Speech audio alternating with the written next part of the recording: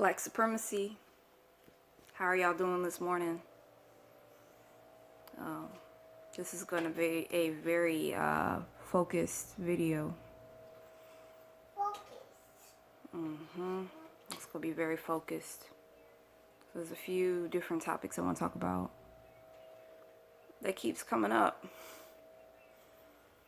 I feel like it's the ancestors talking to me through people with their circumstances and situations, but I have to be able to present my messages in an all-encompassing way. I can't allow it to be catered to specifically. And this is something that I'm learning because I guess when you make messages and when you make videos and people resonate to the point, well, not necessarily resonate, but people are so familiar with what you're talking about to the point where they might feel like you are targeting them or targeting them. So it's like I have to make my message more universal, because if I know somebody personally and I'm talking about them and they cannot utilize my content, that doesn't mean that I'm not supposed to speak on it, because somebody out there could utilize the content. Somebody out there may be at a place in their mind where they're able to receive and be able to operate with what I'm suggesting in the message. So I guess that's what I kind of wanted to go in on, talk about.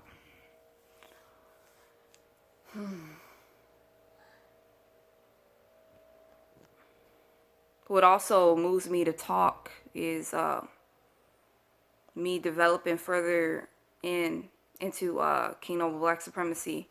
When you do that, you do start to lose your following. Even if people don't necessarily unsubscribe or hit the unsubscribe button, they can't resonate with the message anymore. I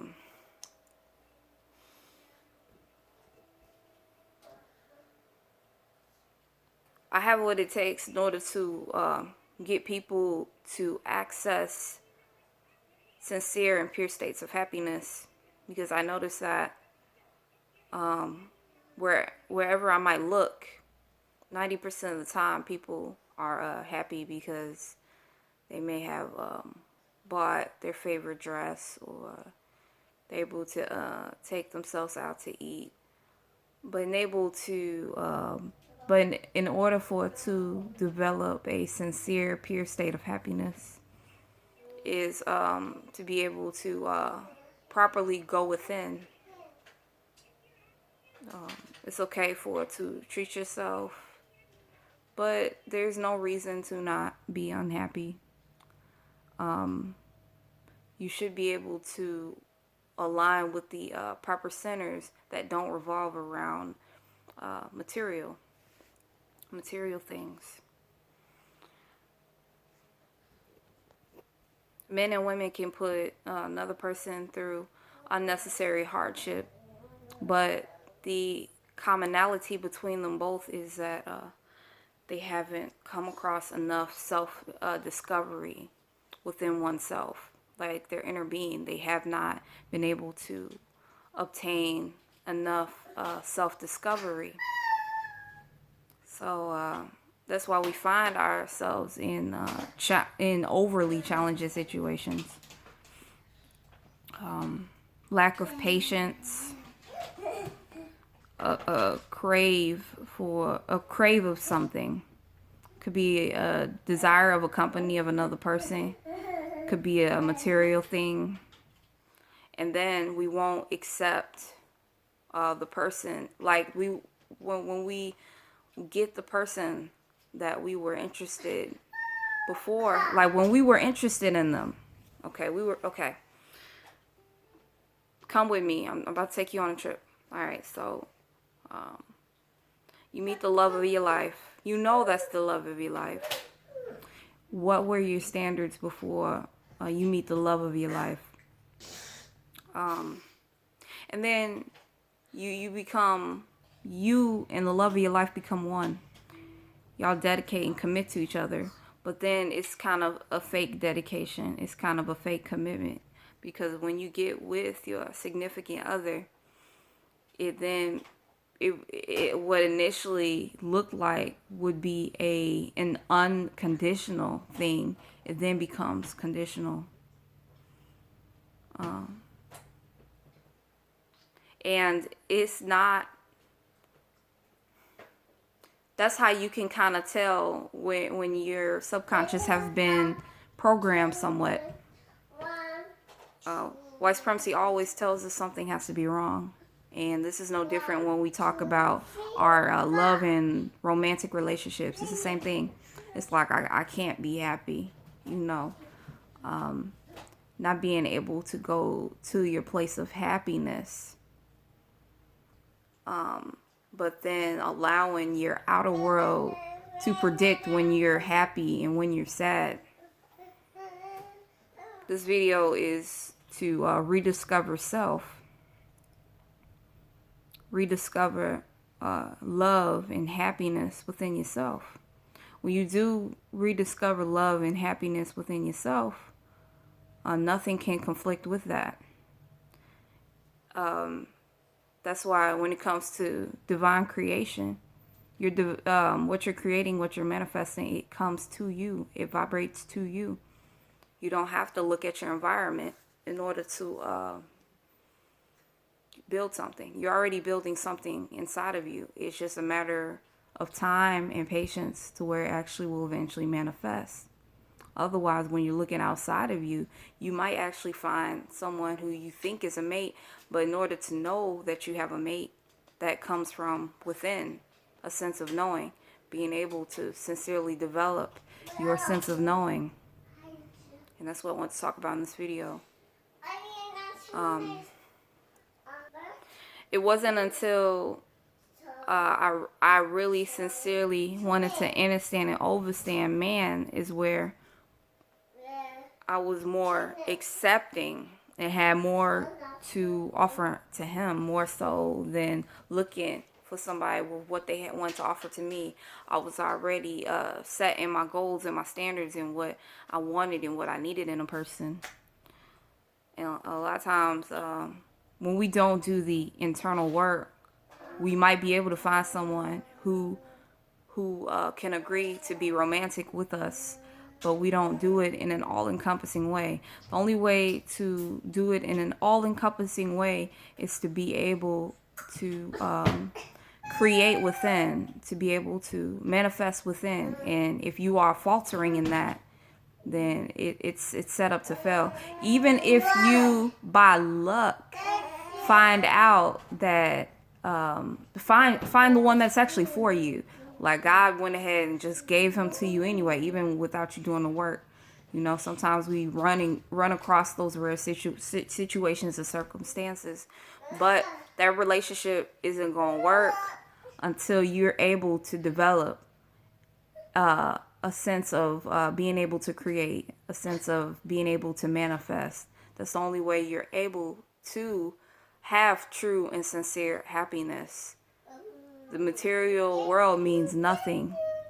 That's like it's too much of an illusion. It's not consistent. What's consistent is what you're feeling on the inside. Are you building consistency or are you building inconsistency? Because it's like with the Matrix and how it's built, it like prepares you to be reactionary in an all-encompassing way. That's why the inner work is extremely necessary to dig deep within to be able to decipher the real from the fake. You will continue to be deceived several times, because when you choose to be reactionary, you are pulling the plug on your ancestors and your connection to the ancestors. During my time in Atlanta, I've been here for maybe 3 or 4 years, something like that. I've come across people. I actually, it's tricky. Okay, so it's one thing to operate out of allowing people to prove themselves to you. You know, there's nothing wrong with that. But to actually live and breathe, trusting no one, you are cutting off. You are cutting off your connection to your ancestors by doing so. Now, if you're just saying that, you know, that's different. But if you're actually taking that in your heart and in your spirit, you are cutting off connection to your ancestors. So it's like you really have to sincerely purify yourself. You have to allow your ancestors to give you messages in order for you to grow. Like in order, like there might be something in your environment that would be like crazy, and like there's no other way to take it unless you go within or unless you talk to your ancestors over and over and over. So I feel like this is a great opportunity to talk about King Noble and my invocations to the ancestors. I feel like, okay, so I listened to the video that I put out where I was praying to King Noble, and I was asking for the ancestors to be able to give me everything that takes for the message to come out the way it's supposed to come out. It's important because if we lose sight or of what's internally going on, we can easily be deceived. And that's what I've been posting on my Facebook. I don't know if we are friends on Facebook, but I've been posting about that a lot. And taking ourselves out of knowing opens up opportunities to take on a different perspective, to be in another state of creation, being outside of what we already feel like we knew. So if you're a woman and you want to tap into man, be able to kind of take on a different perspective, open up your mind, meditate on it, allow time for the manifest in order for things to be revealed to you. So yeah, so it's like I've also been confronted with, as I was talking about my last video, recently confronted with discussing things that should or should not be discussed. Sometimes we do certain actions in the public eye in order to use as a manifestation and creation tool. In the past, when I had an issue with depression, I would try to look up stuff online.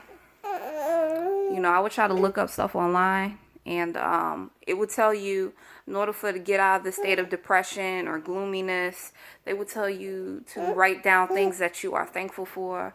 And it used to be very difficult for me to figure out what I was thankful for. If you are in a bad place, it's going to be a lot harder for you to speak on what you're thankful for. But since I am mostly in a happy place in my life, it's easier for me to say what I'm thankful for, even if it's the smallest thing, even if it sounds silly or crazy to the next person. That's why sometimes I don't hold back. There are moments where I do, and when it's necessary and when it's important. But when I don't hold back and I say certain things, and it is of peace, love, and light, it's for me. It's not necessarily for someone else. If it resonates, perfect. But if it doesn't resonate, just let it fly, But it's not always for the next person. It's not necessarily for validation. So yeah, I just wanted to say that as well. I've had issues with being thankful for things, and now I have no problem speaking on, being thankful for things. It's like when you want to get into a habit of doing something, you want to be in a constant creation and manifestation of that.